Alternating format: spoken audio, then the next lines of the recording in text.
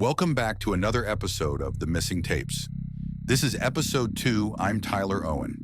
So the first race in episode 1 is going to be hard to top. However, I believe the next 2 episodes will come close.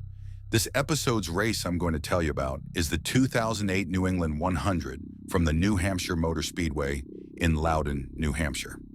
On a cloudy June 28th Saturday, the NASCAR Whelen Modified Tour took to the Magic Mile, and man did they ever leave us with another record-breaking race. Coming into this race, Ted Christopher, driving the A.L. Lee Installations number 36 Chevrolet owned by Ed Whelen, was going to be making his 250th career Modified Tour start.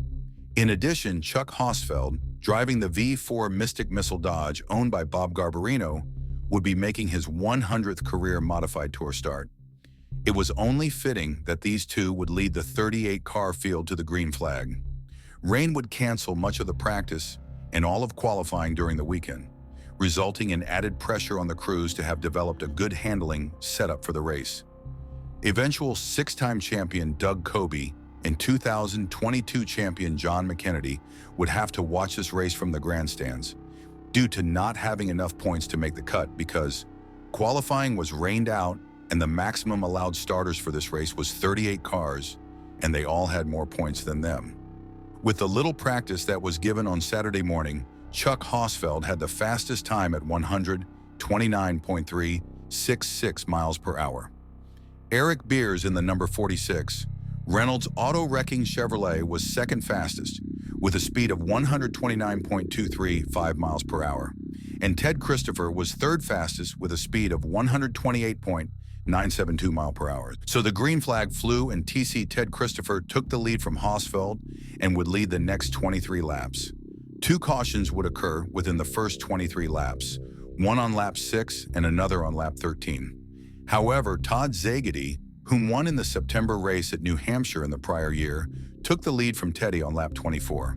But it wouldn't take long for the lead changes to start stacking up. Christopher only let the 2-car borrow the lead for a lap because on lap 25, he would take the lead back. Then, Szagedy took it right back from Christopher on the following lap.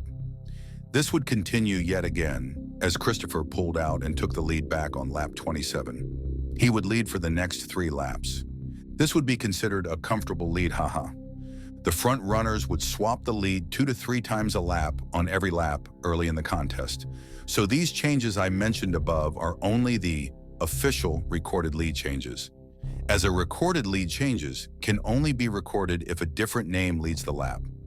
For example, if driver 1 leads lap 1, but on lap 2 driver 2 passes, driver 1 on the backstretch but, driver 1 takes the lead back in turn 4 and leads across the start-finish line, then no lead change would occur. Driver 2 would have needed to lead across the finish line to have an official lead change. There is nothing like watching these drivers exchange the lead at this track. It's must-see TV. Well, I'll get back to that at the end. So on lap 30, Szagedy would get back around TC and move to the head of the class again, this time for his biggest lead of the day of only 3 laps. TC would respond with authority and go by Szagedy for the lead on lap 33 and lead until the lap 54 caution. A twist that would occur was that under this caution, all the leaders would pit for tires except race leader TC and Bobby Santos III. In more recent years leading up to his passing, we would see Christopher pit as late as possible for his tires and come up from the back, since the Modifieds have a maximum tire change rule of 3 tires per race. So having fresh rubber pays dividends when it comes down to crunch time at the end of the race. Christopher was asked about his decision to stay out, and he said, "My car handled well, though it was probably a little snugger than I wanted to be. The tires were not really changing much. You know, I'm usually the first one to call for tires. We usually take them early if we're going change tires. After the halfway point, it's tough to give up track position here to pit." The race went back to green on lap 63 for the final time, and Bobby Santos III would draft off Teddy to take the lead to record his first ever New Hampshire-led lap on lap 68. TC would cross over eventual 2010 Modified champ Santos in turn 2 and lead lap 69. Now for the final 31 laps, Christopher would continue to lead the event with Hosfeld, Santos, Eddie Flemke, Szegedy, and Ryan Preece all taking shots at him to derail him from the lead, but being unable to record a lead lap. Chuck Hosfeld, the pole sitter, would track down Christopher and wait until the final lap to pop out and take a shot at Christopher for the win. Christopher was looking for his 9th career win at the Magic Mile, while Hosfeld was looking for his 3rd. History was about to be made. The 05 of Joe Hartman and the 16 of Mike Stefanik just in front of the leaders. Going to the outside on the last lap, down the backstretch. Christopher continues to lead. One more shot for Chuck Hosfeld. Hosfeld looks to the inside. Christopher gives no room, keeps the door shut. Through the 3rd and 4th turn, Flemke makes a move on Szegedy, gets Szegedy loose. Szegedy just rubs the wall. Here they come to the finish, side by side. Hosfeld wins it by a nose. Chuck Hosfeld, by just a bumper in front of Ted Christopher, picks up the win. The scoring monitor shows no time between Hosfeld and the 36 of Ted Christopher.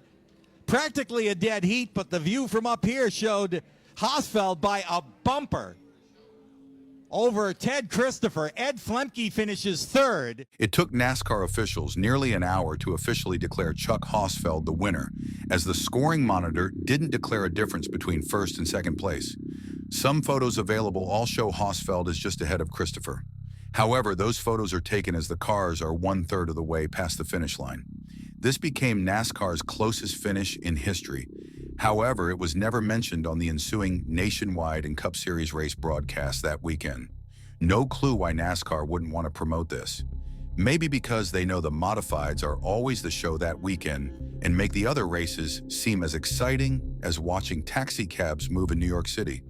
The finish was so close that both teams had to wait for the scoring monitor to change to know the result.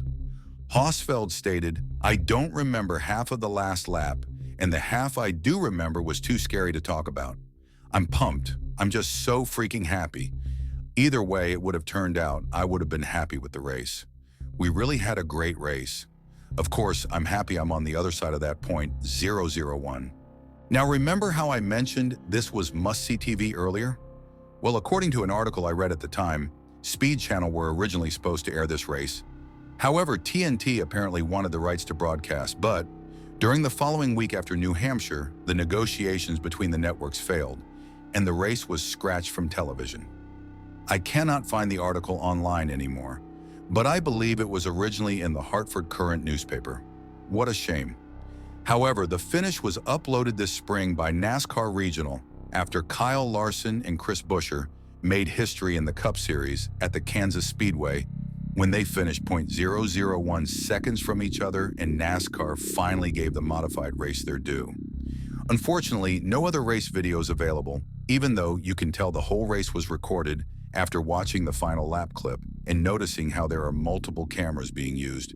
I hope you enjoyed this episode and look forward to the next one.